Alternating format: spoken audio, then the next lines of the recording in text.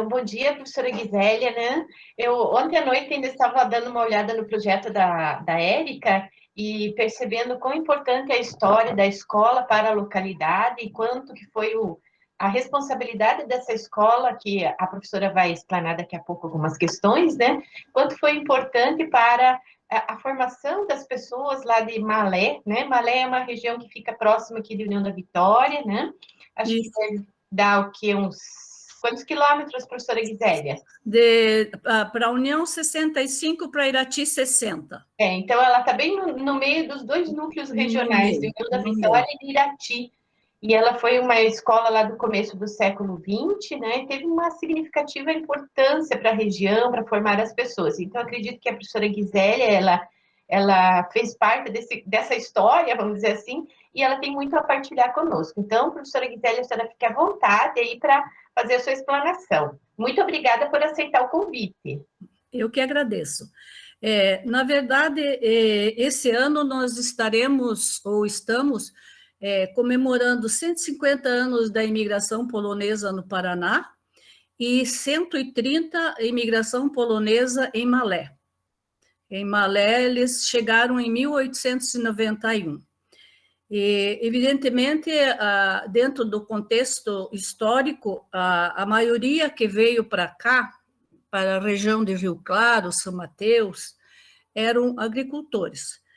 Mas entre eles também veio um grupo que era considerado como inteligência polonesa, digamos. E esses que vieram para cá, que tinham uma visão de mundo diferente, ou devido às circunstâncias, devido à situação de vida e onde viveram e como viveram, quase que escravizados na Polônia, dentro do domínio da Rússia, Áustria e Prússia, mas eles tinham uma visão, então, de mundo diferente. E pensaram, não, nós temos que fazer alguma coisa para que os nossos descendentes tenham escola, sejam alfabetizados, sejam preparados para a vida. Então, em 1909, aqui em Malé, um grupo se reuniu de imigrantes e começaram a colocar em prática essa ideia de criar uma escola. E nasceu, então, o colégio polonês de nome Nicolau Copérnico. Em polonês é Collegium imienia Mikołaja Kopernika. E em 1911 já começou a funcionar com alunos. E esse colégio foi, digamos, fechado ou finalizou a sua atividade devido à corrente nacionalista de Getúlio Vargas. Então, foram fechadas todas as escolas, todas as associações estrangeiras no Brasil.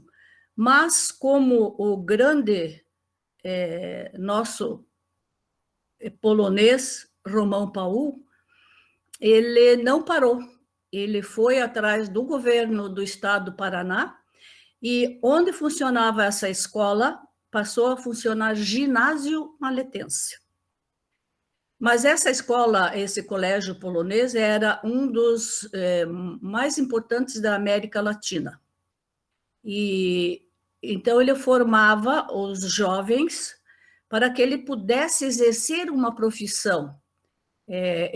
Aquele que saía formado dessa escola, ele podia trabalhar como professor nas escolas da zona rural, porque eram muitas escolas, porque a gente sabe que dentro da história o imigrante, eu me refiro ao polonês porque eu sou descendente de polonês, então eu trabalho em cima da imigração polonesa.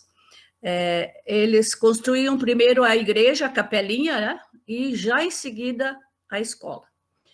Então esses jovens podiam trabalhar, dar aula nas escolas da zona rural e podiam trabalhar no comércio, já tinham uma visão, e também como auxiliar de contabilidade. E esse ginásio maletense, passou depois para um outro prédio, uma outra localidade, já funcionando como Ginásio Estadual Nicolau Copérnico. E essa escola existe até hoje. E há anos atrás, na região não havia uma escola em nível ginasial, digamos. E Malé se tornou importante com essa escola, já funcionando como ginásio e depois como escola estadual, porque vinham jovens de outras localidades estudar aqui. Então, Malé, já no início da sua história, dentro do papel da colonização polonesa e depois com esse ginásio, ele se tornou como um centro cultural. Então, foi muito importante para a cidade de Malé. Então, esse seria o histórico, assim, em linhas gerais, da Escola Nicolau Copérnico. E eu até escrevi um livro com o título Polska Maletańska. O título é em polonês, mas o conteúdo é em português. E essa foto que está na capa é a entrada dessa escola polonesa, onde tinha uma biblioteca com muitos volumes de livros, e tinha um laboratório de química e física, aula de agronomia com agrônomo, vinham professores da Europa, militares, para dar aula aqui, e no início era só em língua polonesa, depois, devido à situação, começou-se a dar aula de português, geografia e história do Brasil. Então, essa escola tem uma importância na história educacional de Malé.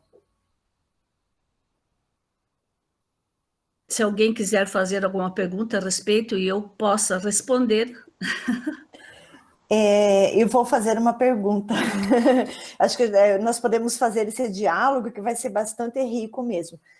A senhora falou que essa escola, ela iniciou em que ano mesmo? Com alunos em 1911. 1911, isso. E como que esses poloneses chegaram até Malé? Bom, na verdade, o governo brasileiro, na época, após a abolição da escravatura, sentiu necessidade de mão de obra, e a agricultura era ainda muito importante no nosso país. Então, quem era o elemento que estava sendo visado para esse trabalho? O camponês que vivia nas regiões dominadas pela Áustria, Rússia e Prússia. E o governo brasileiro lançou mão de propagandas. Faziam-se propagandas assim mirabolantes sobre o nosso país, que aqui não tinha frio, que aqui corria o leite e o mel, e que aqui tinha terra abundante, como realmente tinha, e os espaços vazios todos, principalmente nessa região aqui do Iguaçu, né?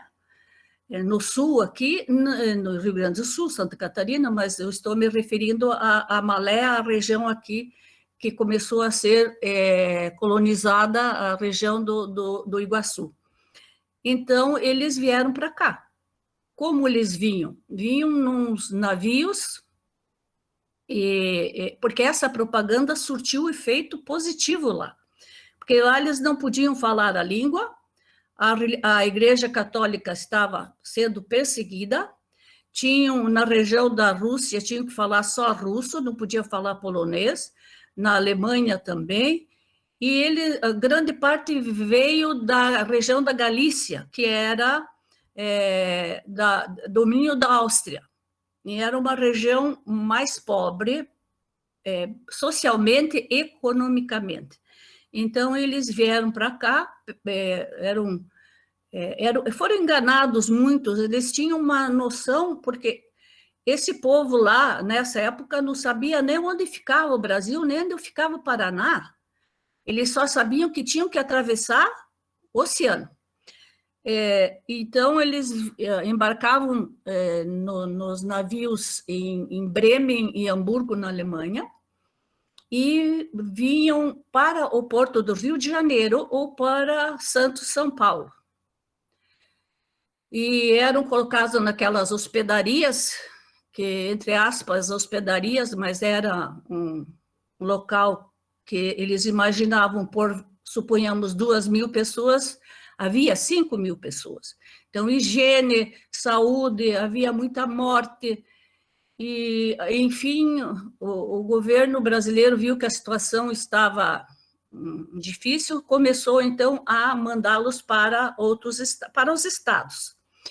E aqui para Malé, eles vinham, então, pelo Porto Paranaguá, depois Curitiba, e também vinham pelo rio com barcos, digamos, de Porto Amazonas até aqui uma região que tinha um porto, próximo a Rio Claro do Sul, e chegaram, então, na Terra Prometida.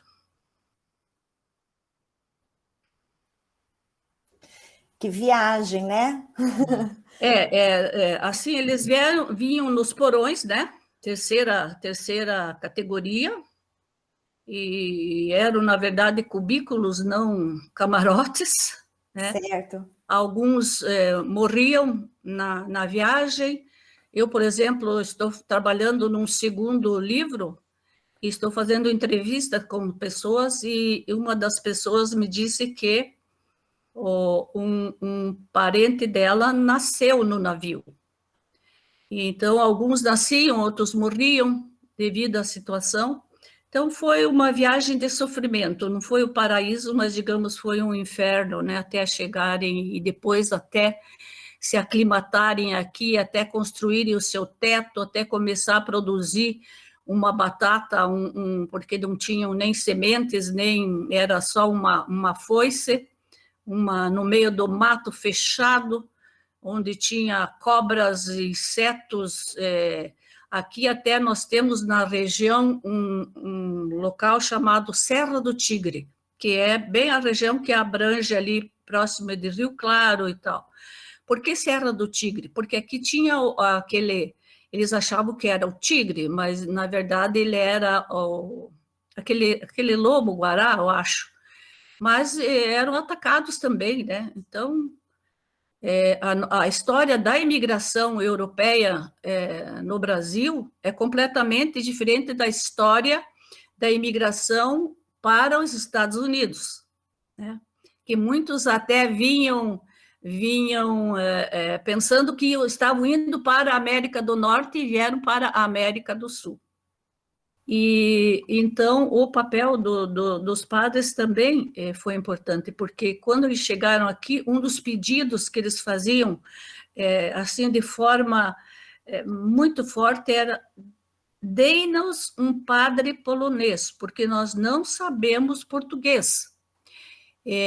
Então eles tinham a necessidade, porque a fé era tão grande que, se eles não tivessem fé mesmo, eles não tinham sobrevivido a tudo o que sobreviveram, né? Então, o papel dos padres era importante, porque eles achavam que o padre seria uma das pessoas com a qual eles podiam se abrir, podiam falar, né? Abrir o seu coração. E daí também, mais tarde, teve porque tinha um grupo que era anticlerical, outro nós inclusive temos histórias de sociedades, né, polonesas, onde um grupo era, digamos, anticlerical e outro era de padres. E as irmãs, eu, por exemplo, tive a felicidade de estudar num colégio que era administrado por irmãs polonesas aqui em Malé, o Colégio Instituto Divina Providência. onde comecei até a aprender a tocar piano, mas não dou para essa arte, infelizmente. Mas aprendi a bordar, aprendi a fazer crivo, aprendi, por exemplo, datilografia nesse colégio das irmãs polonesas, aqui em Malé. Datilografia era, meu Deus, quem fazia curso de datilografia era a senhora, o senhor, né? É verdade, o curso da datilografia fazia diferença na vida das pessoas, né? Professora Gisele, a história conta também dos padres, que muitos padres também eram intelectuais, assim como a senhora colocou que no Colégio Nicolau Copérnico, muitos agricultores, mas também pessoas mais, vamos dizer assim, abastadas, mais cultas, que lutaram pela implantação desse colégio. Mas nessa região também passaram vários padres intelectuais, né? Que eram doutores lá na Europa, tiveram uma boa formação, outros tinham uma ligação com a região da Argentina, e na Argentina existia uma espécie de uma editora, que seria a imprensa, e lá eles editavam também o jornal, né, o jornal polonês, livros, revistas polonesas, e faziam questão de distribuir para a região de Malé, Rio Azul, depois Cruz Machado, que foi uma região de colonização aqui no sul do Paraná, para como uma forma de manter a língua, a cultura, as tradições. Então, o jornal e as revistas foram muito importantes, e elas foram vamos dizer assim, compartilhadas pelos padres, né? Na verdade, eu, por exemplo, nas minhas pesquisas, eu me baseio em livros escritos, muitos livros escritos em polonês, porque eu leio, falo e escrevo. Então, eu traduzo do polonês para o português. Então, nós temos muitas obras escritas por padres, e, na verdade, a história, por exemplo, da colonização polonesa e até ucraniana também, nós vamos achar as informações em livros, eu, pelo menos, acho em livros escritos em polonês. E a imprensa polonesa no Brasil foi muito, muito rica. Eu tenho, por exemplo, uma relação de jornais e semanários produzidos e editados em Curitiba e na Polônia também. Então, por exemplo, as escolas aqui, até o Nicolau Copérnico, aquela escola polonesa, eles tinham umas espécies de bibliotecas itinerantes. Por quê? Porque, inclusive, esse Romão Paul, que saiu até um artigo agora na Folha de Irati, o qual eu preparei, sobre o Romão Paul, ele tinha interesse de distribuir esses jornais para que o povo ficasse informado e, como você disse, teu nome é Roseli, como você disse, Roseli, para que eles tivessem contato com a língua, não se esquecessem da língua pátria, né, e da história da sua pátria. Exatamente. Professora Gisele, uma curiosidade, a senhora falou que em 1911 o Colégio Nicolau Copérnico, né, foi criado. Ele já foi criado como ginásio ou ele foi criado como escola multisseriada? Escola de ensino médio. Ela era escola średnia. O que quer dizer escola średnia? Escola de ensino médio. Mas nas minhas pesquisas, eu encontrei que havia também uma turma de pré-escola nessa escola. E uma coisa importante é que, até eu conversando com a Érica, mostrei para ela alguma coisa, uma coisa importante que se destacou também dessa escola polonesa, enquanto escola polonesa, era o esporte. O esporte eles tinham... eu tenho até, estou começando, dentro das minhas possibilidades, de formar uma casa da memória, aonde funcionou esse colégio polonês. Então, lá ainda temos restos do laboratório de Química e Física, temos restos de material esportivo, e temos ainda restos de sementes, que eu acho assim, eu tenho curiosidade, mas não consegui descobrir ainda, porque são mais de 100 anos, e as sementes estão intactas dentro daqueles vidrinhos de laboratório, né? Elas estão intactas. Então, assim, uma coisa que faz a gente pensar como foi, e essa escola tinha orquestra, tinha grupo de teatro, tinha grupo de dança. Então, assim, Malé foi, digamos, um local diferenciado, né? Eram duas escolas, uma em Curitiba e a nossa aqui em Malé. E aquele que saía com a formação completa, curso concluído, ele podia estudar aonde ele quisesse.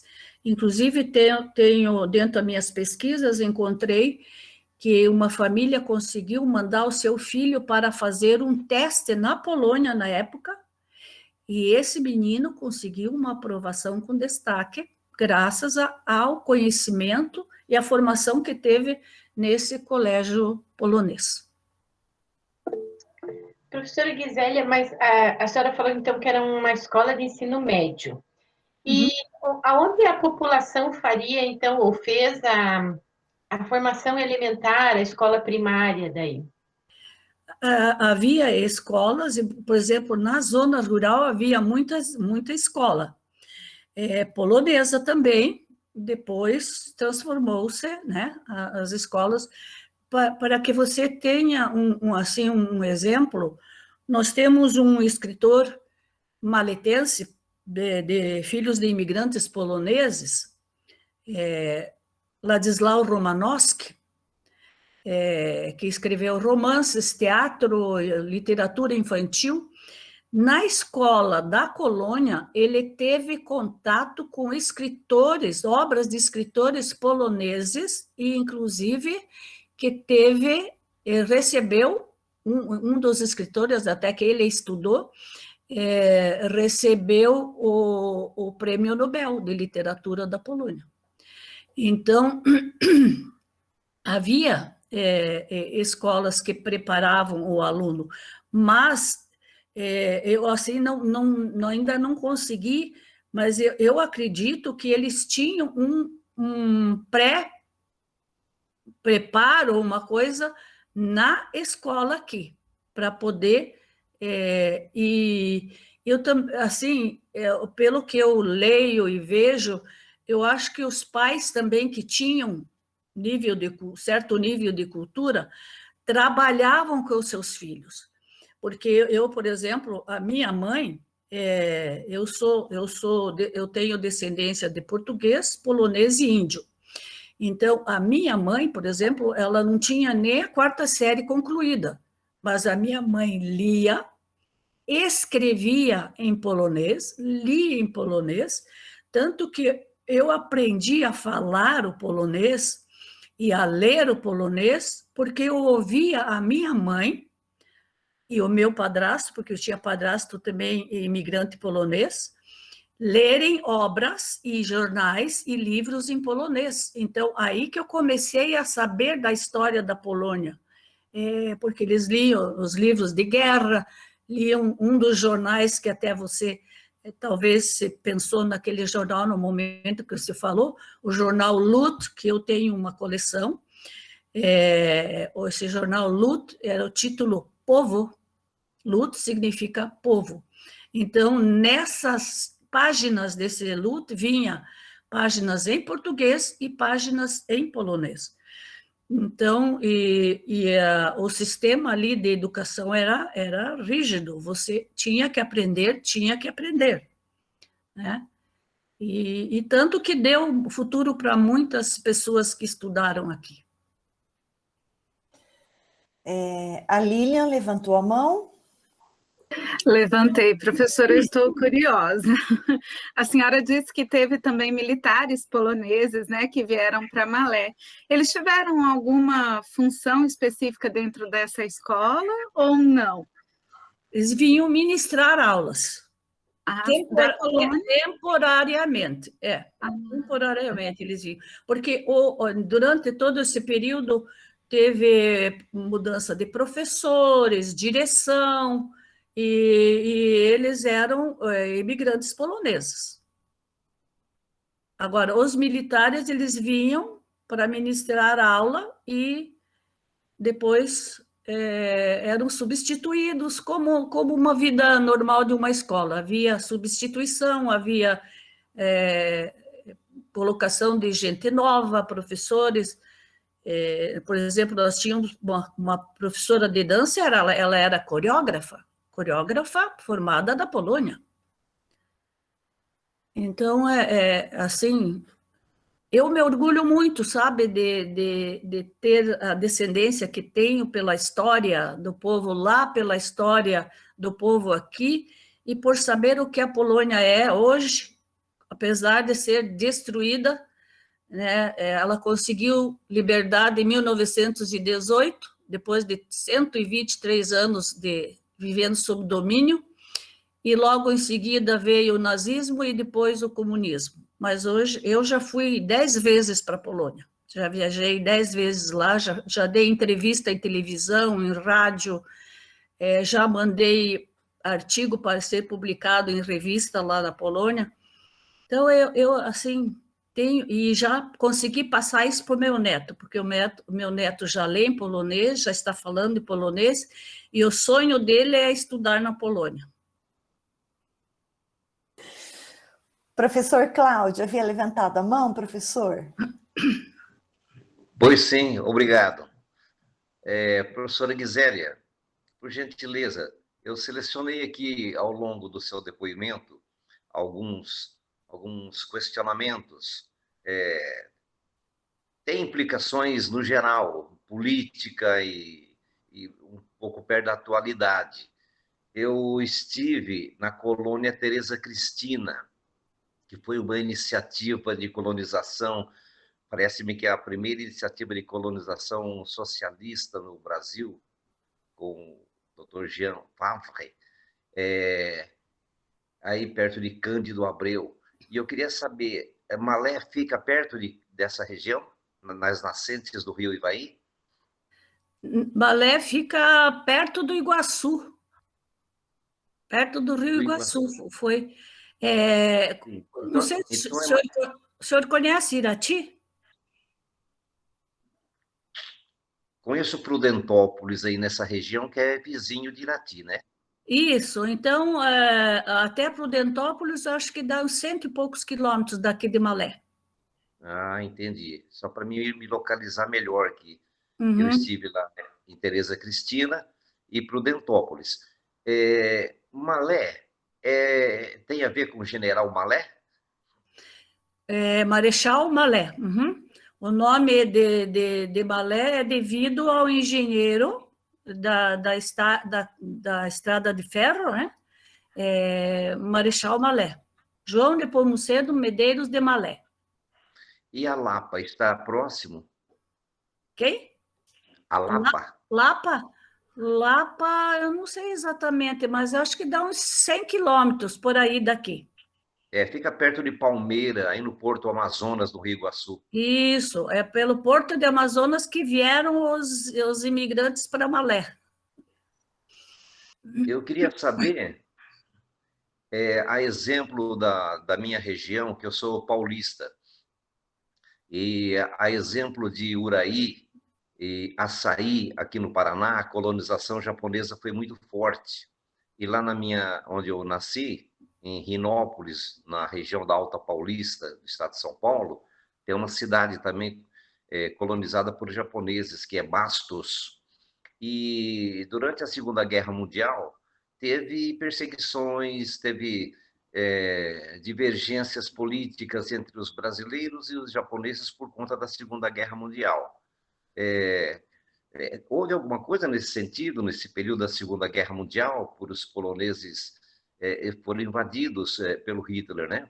Sim. Foi, parece que, o primeiro país a ser invadido. Então, alguma relação com isso, essa perseguição, alguma coisa assim, por parte dos brasileiros?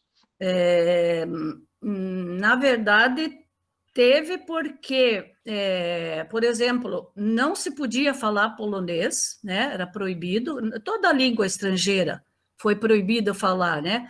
Não se podia, inclusive na história do meu avô, que eu lembro assim, que eles tinham que, inclusive, esconder livros poloneses, porque eram queimados, eram destruídos. E meu avô, com mais uns amigos, esconderam a bandeira polonesa, para que não pudesse ser encontrada essa bandeira polonesa. E aqui também tem fatos, por exemplo, aqui na cidade, que o padre estava dando aula de catequese em polonês e foi chamada a polícia para que prendessem o padre, porque não podia falar em polonês, muito menos estar catequizando em polonês. Mas, assim, são coisas curiosas da vida. Por exemplo, o meu avô veio da região dominada pela Rússia. E o meu avô, na época, era uma pessoa que estava até bem economicamente, porque na casa dele, na região de Cruz Machado, daí, porque eu nasci em Cruz Machado, ele tinha luz elétrica em casa, ele fez aquelas rodas de moinho que diziam para produzir energia elétrica, e ele tinha rádio, tinha carro, caminhão. Isso eu lembro do meu avô. Depois ele teve um problema, acho que com erva mate, coisa assim, mas um grande amigo dele era um alemão. E esse alemão vinha na casa do meu avô, e os dois estavam tomando cerveja e ouvindo notícias da guerra na Polônia. E os dois, o meu avô conta que a minha avó, meu avô e minha avó são de origem polonesa. E a minha mãe me contava que os dois choravam ouvindo as notícias e tomando a sua cervejinha. Então, e também dentro das conversas que eu era jovem, eu vi, parece-me que foi, não me lembro exatamente em que região de Cruz Machado, encontraram armas escondidas. Porque no início o Getúlio Vargas apoiava, né? Depois, quando foram afundados os navios, ele mudou de posição. Então, a história, assim, Nossa, eu disse nós, inclusive no meu livro, acho que eu coloquei isso, que nós brasileiros não conhecemos a nossa história. Eu assino embaixo e sempre fui uma lutadora para que... não sei, porque eu já estou assim com ranço, porque já tenho 73 anos, vocês são tudo ainda jovens, estudantes, mas eu sempre achei que primeiro nós temos que conhecer as nossas raízes, a nossa história aqui da nossa casa, depois ampliar para o resto do mundo, para que nós pudéssemos fazer uma avaliação, uma comparação, porque imaginemos que aqui perto, aqui na região de São Mateus, houve guerra, houve morte, índios, dentro da história da imigração, índios matavam imigrantes, imigrantes matavam índios, assim, numas circunstâncias assim, bastante emocionantes, bastante tristes. E até uma vez eu conversando, uma pessoa que leu o meu livro disse, meu Deus, eu não imaginei tudo isso. Eu disse, pois é, meu filho, é que justamente nós, brasileiros, não conhecemos a nossa história. Porque eu, por exemplo, tenho amigos e viajo muito lá para a Polônia, então, lá a criança conhece a sua história, a criança conhece os seus heróis, a criança, o jovem conhece os seus escritores, E nós aqui, eu não sei se mudou muito, mas eu acho que nós brasileiros não conhecemos a nossa rica história. Uma última questão, professora. Eu também compartilho com a senhora essa questão da disciplina da história. E eu atribuo isso que a história ela tem sido muito livresca e distante, né? Quando a gente trabalha apenas Pedro Álvares Cabral, a gente trabalha o governo geral, trabalhamos os bandeirantes, da forma que os livros da nossa geração nos mostraram, os bandeirantes como heróis que desbravaram os sertões. Hoje, a nova história... A nova história... Pois não, você quer falar? Não, estou dizendo isso mesmo. A nova história mostra que os bandeirantes não eram tão mocinhos assim, eram bandidos, na verdade, predadores de índio, não é isso? Então, aquela forma tradicional de ensinar história, de guardar datas e nomes e cobrar na prova, afastava o aluno do verdadeiro conhecimento da história. Então, essa história que é mais provinciana, do fundo do quintal da gente, da sua casa, do seu patrimônio, os acadêmicos, hoje voltando para isso, encontra essa riqueza de informação, essa concretude, né? Ele apalpa o lugar da história. Isso é concreto, é real. E passa a amar a história, né? Uma última questão para a senhora, que foi muito, muito boa essa participação da senhora, maravilhosa. Eu agradeço ter me ouvido. O Papa João Paulo II é polonês. Polonês. Uhum. Era polonês. E ele esteve aqui no Brasil, ele esteve em Curitiba. Esteve. E eu tive a oportunidade de participar desse encontro com ele em Curitiba, em 1980. E ele, alguma referência, alguma coisa, ele foi em Amalé, referiu-se a Amalé, alguma ligação? Não, ele se referiu muito à colônia polonesa no Paraná, colônia polonesa no Brasil. Ok, obrigado, professora. Eu que agradeço. Obrigada também, professor Cláudio. A Natália levantou a mão. Isso, eu quero perguntar uma coisa, professora. Eu gostaria de saber um pouco mais sobre as metodologias de ensino nessas escolas.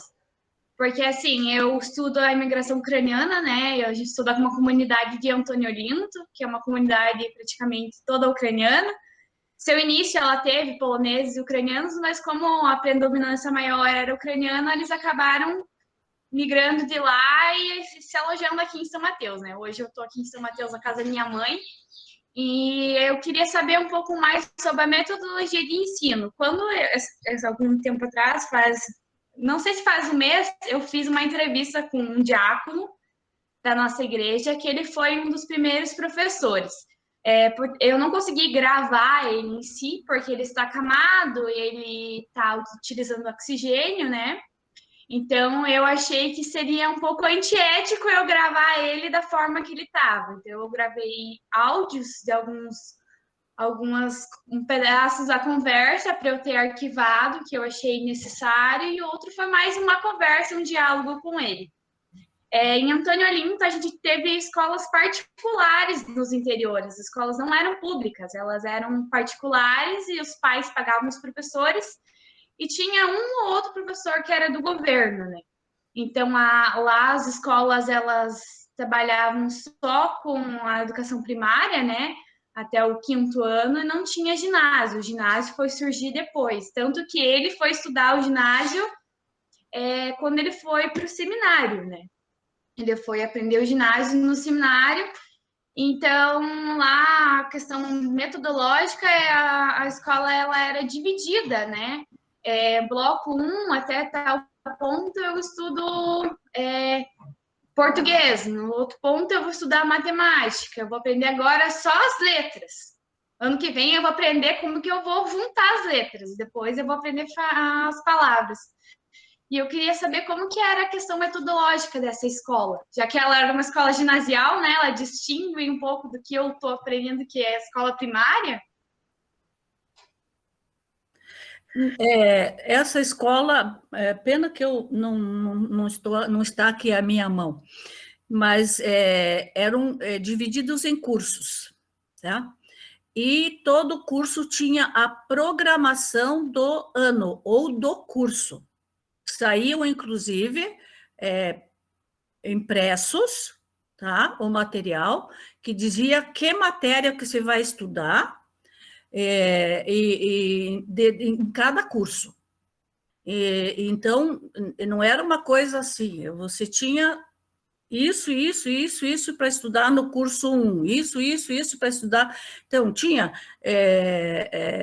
talvez numa próxima conversa eu tenha à mão, senão eu vou ter que ir lá no monte de livros, porque eu tenho aqui na minha casa umas 6 estantes com livros de polonês, português, e eles tinham livros didáticos, por série, eu até mostrei para a Érica os livros, que tinha de geografia, história, matemática, língua, literatura, canto, livros específicos para canto.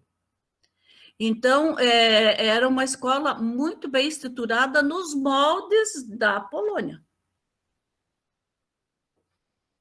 Onde está a menina que estava perguntando para mim? É a Natália? A Natália, ela tirou a imagem. Ah, tá. Mas ela deve estar me ouvindo. Havia muita prática. Por exemplo, na área de esportes, nós tivemos estudantes aqui dessa escola que foram campeões de tiro-alvo, e o vôlei se desenvolveu no Paraná. Uma das escolas responsáveis foi o Nicolau Copérnico, porque tinha vôlei, basquete, arremesso de peso, aquele negócio de flecha, de lança. Então, era assim uma escola, digamos, a nível, salto em altura, salto em distância. Até, de repente, eu posso enviar para a Natália? A professora Márcia. Ah, sim. Meu livro, porque eu tenho, inclusive, ilustrações dessas aulas que tinha, né, nessa escola. Então, é uma escola, assim, que está difícil de ver, mas aqui, por exemplo, o grupo de dança que tinha. Certo. Né? Então, eu coloquei dentro da minha possibilidade uma foto de um salto em... Não sei se está sendo possível visualizar. Sim, é possível visualizar. É um investimento grande em atletismo, né? Na parte deles, de formação do corpo. Que interessante mesmo. Sim. Nossa, isso mesmo. Nossa, que legal. Natália. Nossa, prof, fiquei chocada. Estava conversando com a minha mãe aqui, minha mãe também é professora, e a gente estava conversando que como a escola naquela época já era, se for ver hoje, é uma escola de primeiro mundo, né? Que hoje, atualmente, as escolas não têm esses ensinos focados à educação esportiva, né? Você tem educação física, mas não focada no esporte, não tem essas distinções, né? Corrida, eles faziam encontros esportivos com escolas de outras localidades. Assim, a história é muito longa, e eu fico feliz que os estudantes de hoje estão indo em busca disso, sabe? Eu parabenizo todas as entidades, instituições escolares e educacionais que estão trabalhando nisso, porque eu penso assim, na rede social, beleza, fica, agora nós temos que registrar. Eu tive uma pessoa que eu tenho muito carinho, que já faleceu há muito tempo, o professor José Orreda, de Irati. Então, ele dizia assim para mim, Gisélia, tudo que você puder, e realmente eu tenho rabiscado em tudo que é lugar, tudo que você puder registrar, registre, porque se os nossos ancestrais, os nossos apóstolos, os nossos, sei lá, os nossos que desenhavam nas cavernas, não tivessem deixado tudo isso, o que nós teríamos? Não é? É verdade, a questão da documentação, dos documentos, né? Porque Isso. são os documentos, são os materiais que a gente vai poder ser futuramente, né? As pessoas vão poder olhar para o passado a partir do que a gente conseguir deixar para eles hoje, né? É. Muito importante. E eu sempre primo também por uma coisa: todos nós temos que nos orgulhar das nossas raízes. Exatamente. E as boas raízes dão bons frutos, com certeza.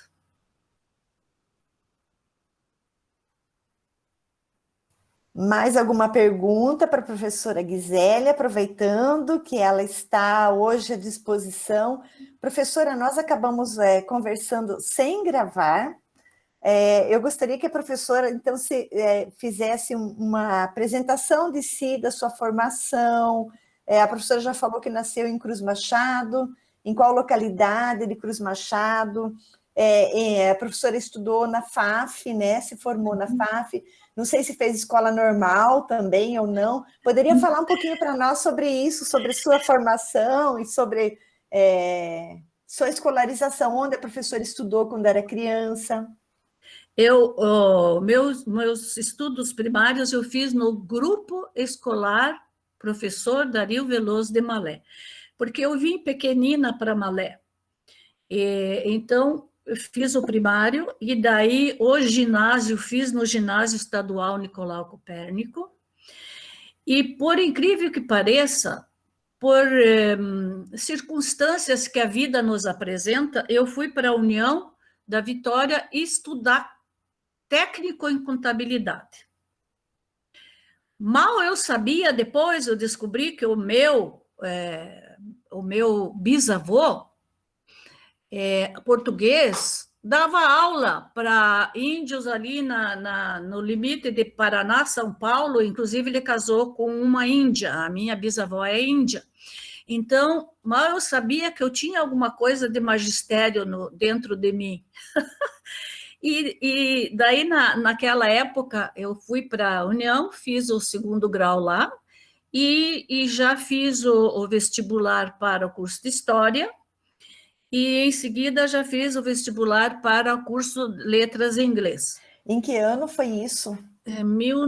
Eu terminei o História em 1970 e o Letras em Inglês em 1974.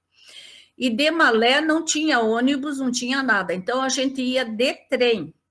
A gente pegava aqui o trem às 3 da tarde, chegava lá às 7 da noite, ia para a faculdade e pegava o trem às 11 horas para voltar. Daí voltava, a minha mãe, que era uma mãe maravilhosa, fazia o lanche, eu não ia nem para casa, porque eu já estava lecionando. Então, na época, nós éramos professores suplementaristas. As escolas de 1ª a 4ª, hoje, o fundamental, 1ª a 5ª, na época não era 1ª a 5ª, eram professores, na grande maioria, aqui leigos, chamados professor leigo. E nós que já dávamos aula no ginásio, digamos, ou no ensino médio, nós éramos professores suplementaristas. Então, eu já lecionava, comecei a lecionar na escola regional, normal regional, que era equivalente ao ginásio, né? Não ele tinha um direcionamento para o magistério, mas a equivalência era do ginásio. Depois passei a lecionar na escola normal, professor Rocha Pombo também. Em Malé, tudo isso em Malé? Tudo em Malé, eu só trabalhei em Malé. E daí também fiz concursos, né, de magistério, fiz 3 concursos, passei nos 3, e daí assumi também aula de 1ª a 4ª já concursada, e o meu primeiro trabalho foi no distrito de Rio Claro do Sul.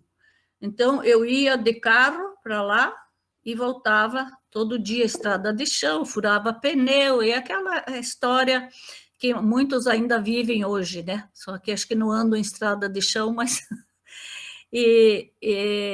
Então, dei aula de 1ª a 4ª, no ginásio e no ensino médio. E dei aula também no curso de técnico em contabilidade aqui em Malé, ministrei aula nessas escolas. Claro que a nossa vida era completamente diferente, porque quando a gente leciona, eu disse hoje, o professor tem instrumentos, né? Esse maravilhoso instrumento que se diz a internet, isso, aquilo. Nós tínhamos, às vezes, para consulta, 4 livros, 5 livros, então eu comprei o Delta Larousse, que está guardadinho na minha casa, porque eu sabia que era caro, paguei não sei em quantas vezes, mas tenho o Delta Larousse na minha casa até hoje. Então, a gente tinha pouco instrumento, mas conseguíamos ensinar os nossos alunos. O Assir, por exemplo, foi meu aluno de ginásio e foi meu aluno de magistério. E olhe quem é o Assir. Tem os 2 primos deles, que um já é procurador e outro é juiz. Foram meus alunos no ginásio, foram meus alunos no magistério. Então, mesmo com essa precariedade de instrumentos, mas eu acho que a educação era vista com outros olhos, e eu acho que da época o aluno queria aprender, ele tinha vontade de crescer, né? E a gente também queria ver que eles crescessem, que eles se transformassem, né? Então, assim, uma coisa que me deixa felicíssima é quando meus alunos me encontram na rua e dizem: bom dia, professora. Boa tarde, professora. Essa palavra professora me deixa, assim, muito orgulhosa. E, infelizmente, isso foi por terra, né? Porque a família que antigamente tivesse uma filha ou um filho professor, a primeira coisa era o quadro de formatura em cima do lugar especial. E com orgulho diziam: o meu filho é professor, a minha filha é professora. E nós éramos vistos também como pessoas importantes dentro da sociedade. Hoje já mudou isso, né? Infelizmente mudou isso, porque olha, uma vez, não sei se eu posso implementar a conversa com essa. Eu fui fazer uma visita numa escola, porque eu fui secretária, fui diretora, fui secretária de educação, fui inspetora estadual de ensino, fui secretária da cultura. Então, numa das minhas visitas que eu fui fazer numa escola, eu entro na escola, vejo a professora na porta chamando um jovem: ô fulano, volte, venha fazer a prova. Ele, com a mão no bolso, com uma cara de desdém, falou para ela: não vou fazer hoje e não vou fazer nunca. Meu Deus, o que é isso? Assim, eu me senti, sabe, me deu vontade de tomar uma atitude. Eu digo: mas nessa escola eu não tenho influência, então não vou tomar atitude nenhuma. Mas veja como se sentiu essa professora nesse momento, né? Então, isso é muito triste ver que o professor está sendo tratado dessa forma. Então, por exemplo, no meu trabalho de secretária de Educação, Cultura e Esporte, eu desenvolvi foi em 1997, 2000, depois mais, fui acho que 8 anos no meu trabalho. Então, eu desenvolvi um programa com as escolas municipais, estaduais também, para juntar o lixo, todo o lixo que pudesse ser juntado nas escolas do interior, nas escolas da cidade, e fizemos um projeto, que inclusive foi levado até para Brasília, na época, esse projeto. As escolas, nós pesávamos os quilos de lixo que as escolas juntavam, e daí fazíamos premiações.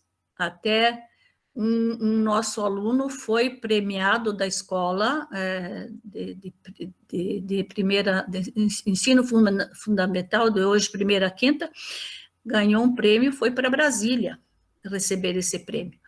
E também fiz um programa que adote uma rua ou uma praça. Então, as crianças plantavam flores nas ruas, cuidavam das praças, nas datas comemorativas, por exemplo, as crianças faziam apresentações nas ruas. Nós focávamos principalmente nos bancos, nas entradas dos bancos, do posto de saúde, onde tinha bastante trânsito.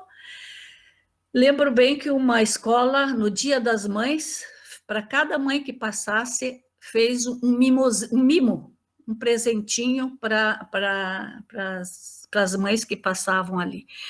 Então, a gente procurou fazer, assim, trabalhos diferenciados, mas, graças a Deus, eu me sinto feliz com aquilo que eu consegui fazer.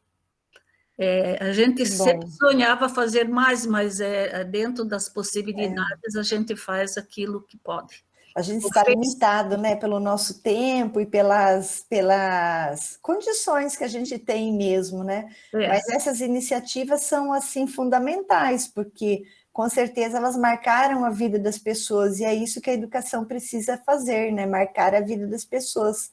É bem significativo. Mas só quero ainda acrescentar uma batalha minha. Por favor. Que foi muito grande. Eu sempre lutei, trabalhei, tentei a preservação do meio ambiente e a preservação das fontes de água. Porque eu sempre falava, gente, pelo amor de Deus, vai chegar uma época que vai faltar água no planeta. Depois que eu me aposentei, já um dia, uma professora me encontrou e disse assim, sabe, professora Gisélia, agora eu entendo o que a senhora falava. Eu disse, sobre o que, querida? Ela, sobre a água, porque quando a senhora estava discursando lá no bosque, 500 anos, que nós tínhamos plantado até pau-brasil e tal, quando a senhora estava discursando, cuide da coisa, uma cutucou a outra e disse assim, veja, ela nem neto não tem ainda e fica falando essas coisas. Então, em 1990 e pouco, eu já gritava, já pedia pelo amor de Deus, e daí diziam, ó, ela é meio lelé. e a verdade está aí, né? Está chegando, já está aí, já faz parte do nosso presente, né? Já é isso mesmo. A Stephanie levantou a mão também, se mais alguém quiser fazer alguma colocação depois da Stephanie, daí a gente pode ir depois encerrando, se mais alguém quiser fazer, fique à vontade. Stephanie, com a palavra. Bom dia a todos, primeiramente.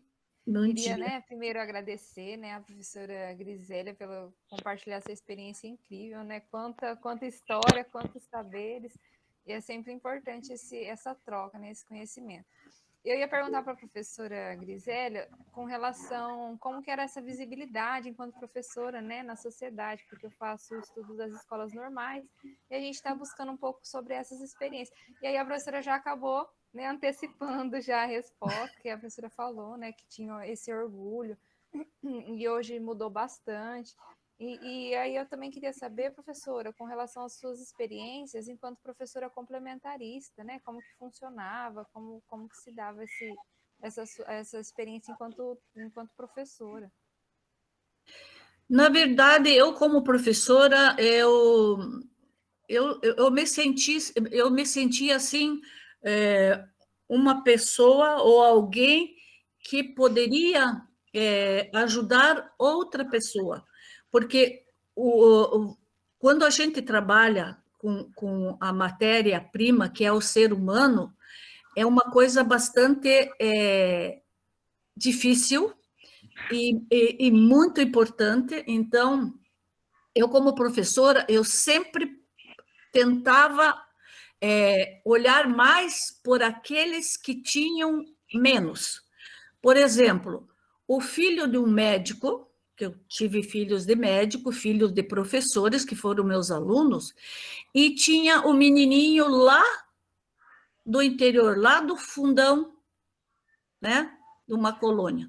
Então, comparando a situação dessa criança e dessa criança, a gente tinha que ter um modo especial de tratar para que essa criança não se sentisse inferiorizada, né?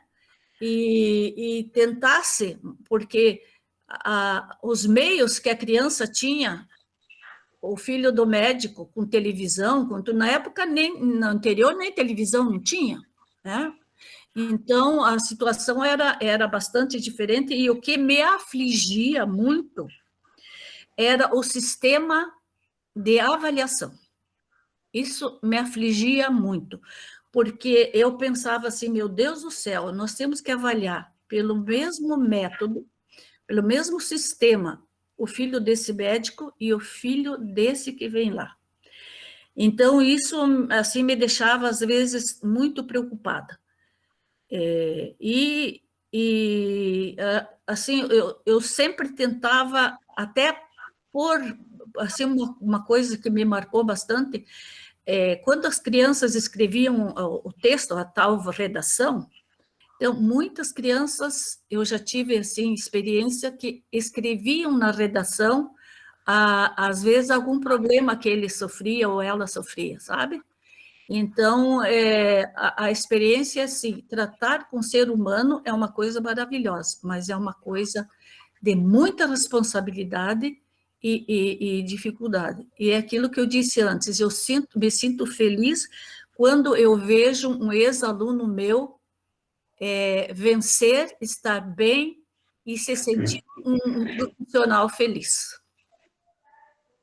Não sei se respondi a sua pergunta, Stephanie. Respondeu sim, professora. E que importante, né, ver essa sua sensibilidade, né, de ver que os processos de avaliação, né, cada pessoa tem um ritmo, cada pessoa tem uma particularidade. Muito obrigada, professora. Tá, até já vou ainda. Eu, se me der deixar a pilha solta, já viu. Quando eu fui inspetora e secretária de educação, eu fazia as visitas nas escolas do interior, que nós tínhamos muitas escolas no interior. E no começo do ano, já eu fui fazer uma visita, entro numa escola, lá da colônia, lá do interior, vejo uma menina lá no fundo. Professora, por que aquela criança está lá? Ah, porque ela não aprende nada. O quê, professora? O quê? Você, como professora, ainda não entendeu que é essa criança que tem que estar bem pertinho de você? Então, vamos abrir a palavra aqui para a Érica, né, para nós irmos já encaminhando para a finalização. Então, eu também queria agradecer a dona Gisélia pela oportunidade de estar entrevistando ela, tanto na nossa conversa que a gente teve já esses dias, agora também acho que soma muito, tanto para a minha entrevista, também mais coisas, e também para o grupo de estudos, né, que é um tema muito pertinente e vale a pena ressaltar a importância que a escola teve, né. Eu também sou muito admiradora do trabalho da dona Gisélia, desde que eu era mais novinha, assim, eu já via ela, já me interessava pelo trabalho dela, sempre tive uma admiração, minha mãe também teve, foi eu acho que, se eu não me engano, ela estudou na escola em que a dona Gisélia foi diretora. A minha irmã também, ela fez a entrevista do TCC com a dona Gisélia. Então, eu agradeço também por ter a honra de entrevistar ela e adquirir uma bagagem muito importante que eu tenho certeza que vai ser muito importante para mim. Eu que agradeço, querida.